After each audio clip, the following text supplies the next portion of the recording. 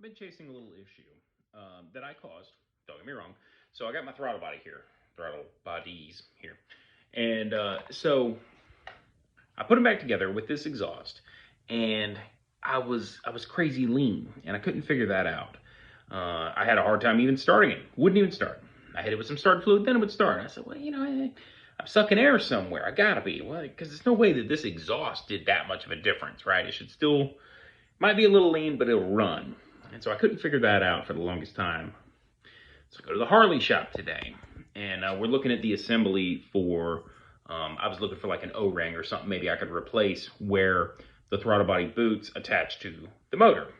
It's a machine motor. It's a rubber with like a metal skeleton, basically, base. And, but there wasn't an O-ring to replace. There wasn't one to purchase, and I couldn't figure that out. Well, I figured that out now. And I'll include a better picture once I upload this video. Okay, you see how it looks like there's something there? That's because it's a molded boot, okay? It is cast in its own certain way to include that. Now, I only put 96 miles on this bike before I took it apart. And so what it is, essentially, is that this matches up to that surface. And when the heat gets through it, all of a sudden, they are one. They are a match set now. So when I took it off and I go to put it back on, something was slightly different and I was sucking air past it. Now, like I said, this thing includes your injector body there because it's a throttle body injection, or it's not technically throttle body injection. It's more like indirect injection, but it's built into this is what's important. And so this is going to be, whatever this little sensor right here is. I think it's like a throttle position sensor. It's going to be a very expensive part. That's probably $400 part right there, the way it's all made and molded together and everything.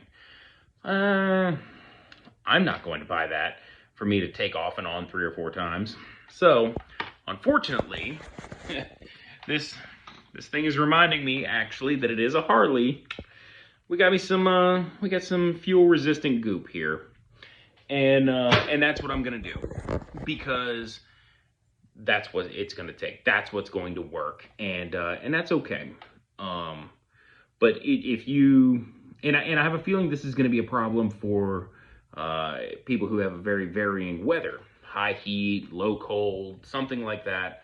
That this rubber is going to expand and contract, and it'll cause little leaks. So if you feel like you're getting a lot of popping and snarling and all that I think is what it's going to be. Now, I'm going to seal this up. I'm going to put it back together, and we're going to figure this out and see if I'm right.